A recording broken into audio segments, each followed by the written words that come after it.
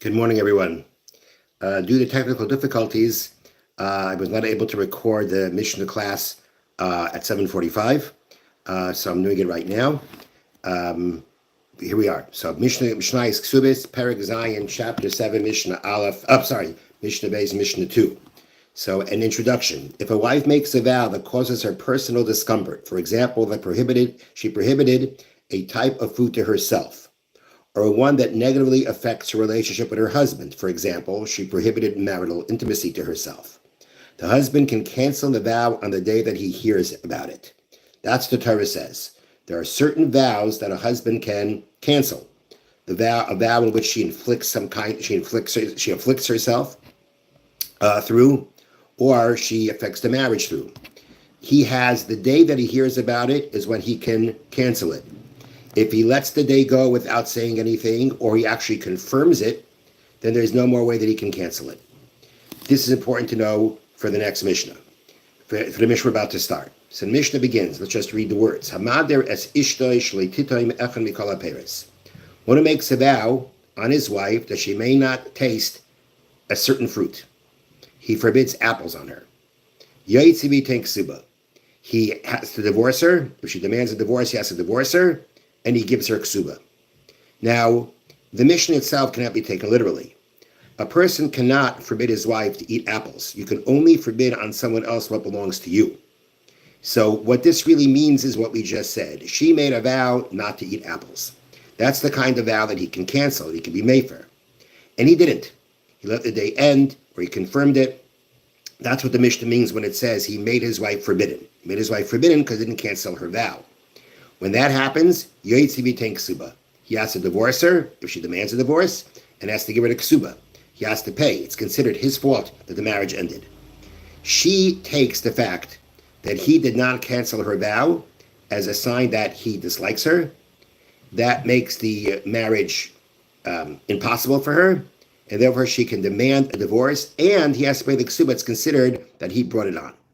Now, what we have to explain right now is that in the previous Mishnah, there was a case where the man made the vow that he was able to make to forbid his wife to have some kind of benefit from him, and then he had 30 days before he has to divorce her. So what's the difference?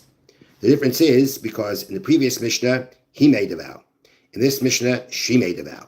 And the difference between that is that when he makes a vow, she does not interpret it as dislike for her.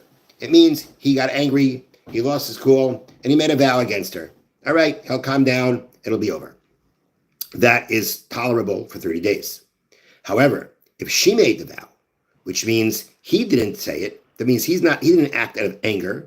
She was the one who made the vow. He didn't act out of anger. Nonetheless, he still allowed her vow to stay. That to her is a sign of dislike. That makes the marriage impossible for her to continue. She has a right to go in and divorce. So that's the difference between the previous Mishnah and this Mishnah. Okay, that's the first half of the Mishnah. Then the Mishnah says, Rabbi Yehuda says, if the vow that he did not cancel was a vow made for 1 day, Yikayim, he can stay with her.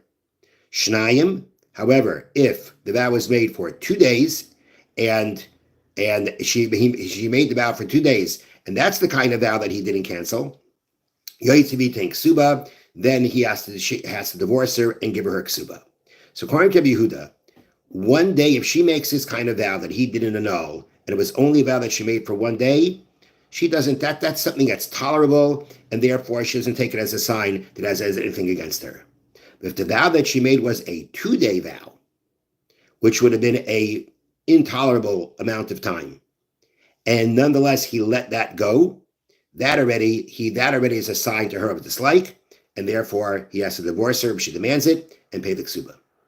Ubekohenes, and if she's married to a kohen, shnayim yikayim, if the vow was made for 2 days, he can still keep her. Shleisha, but it's made for 3 days, yoitzivi ksuba, then he has to divorce her and pay her ksuba.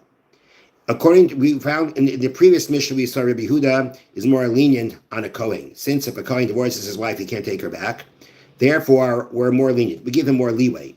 So therefore, in his case, if the vow was made as a 2-day vow, so even though that's typically something intolerable to her, we say he can keep her. She can't demand a divorce.